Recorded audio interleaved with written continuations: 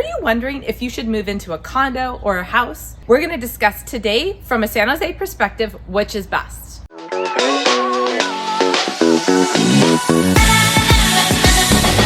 Today we're going to go through several different factors to help you decide whether a condo or a house is the best for you. You see, I'm standing here in a beautiful backyard of a single family home.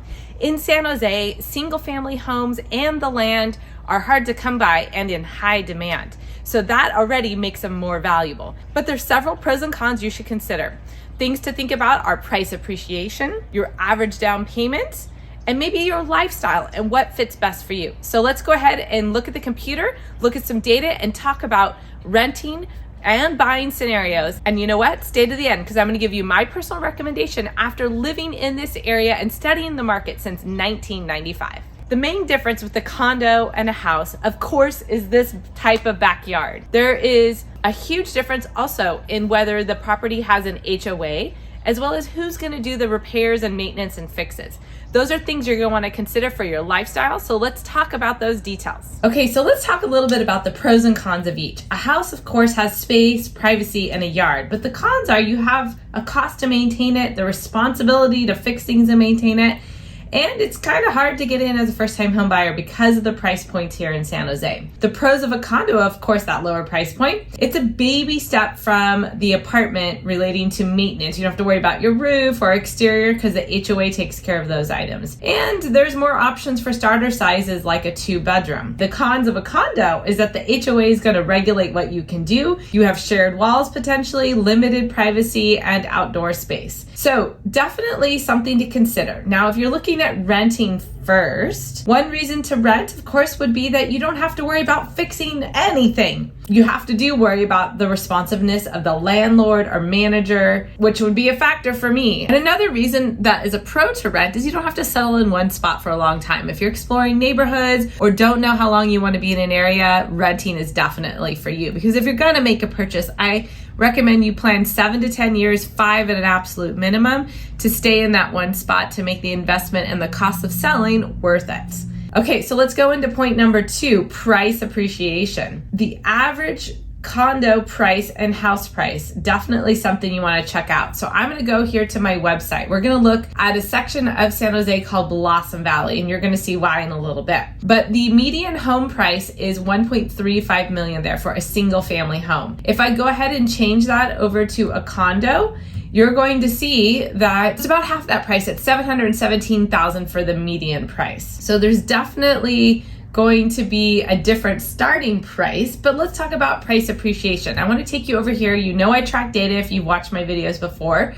You see my market update videos. And one of the biggest differences in the last couple of years during COVID has been that home prices have greatly appreciated, where condos and townhomes have kind of been on a normal, steady, slow appreciation. But if you look at the curve here of price appreciation, you can see that single family homes over the last 20 plus years have appreciated at a faster rate than condos. So it's definitely something to consider as well.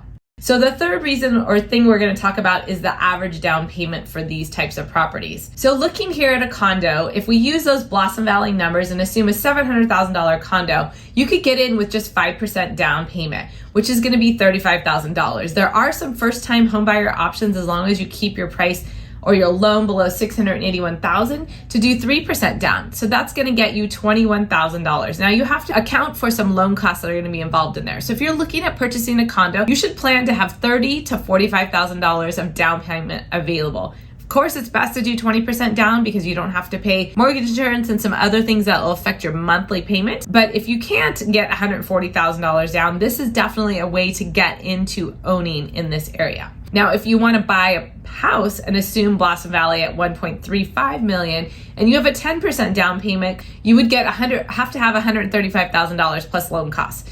20% again is best because it's saving you on your monthly payment options.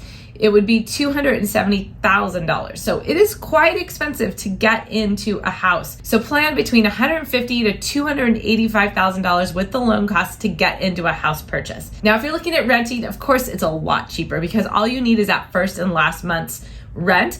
So assume about $3,000. So if we look here at Rent Cafe and look at the San Jose market, you see the average rent is about $2,700 $41 a month for an 886 square foot apartment. So pretty hefty dollar per square foot wise. 91% of the apartments in San Jose are over $2,000 a month. And if you're looking at rentals, you'll see here on Zillow, there's quite a bit of variety. There's bounces and varies depending on how many bedrooms you need in the $2,500 to $3,000 plus range. That's why I use that $3,000 number in those estimates.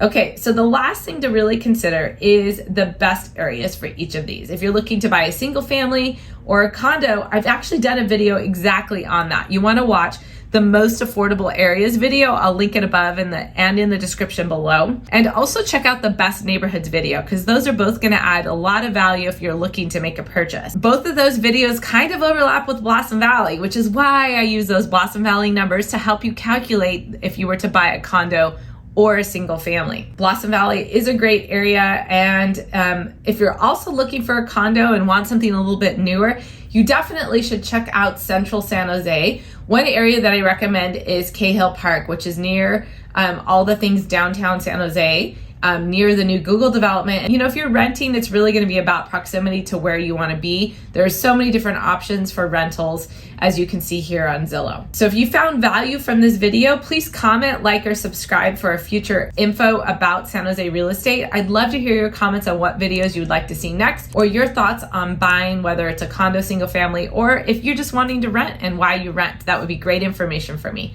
Thank you. Okay, as promised, here's my conclusion. You're definitely going to want to buy a house when you financially can. First off, it's the best investment, allows the most privacy and the most flexibility with your lifestyle. But I understand not everybody can afford a single family home to start out with, so you definitely want to get in a condo to get started if you're going to be buying in this local San Jose market, and work your way up with a set plan to get to a single family home.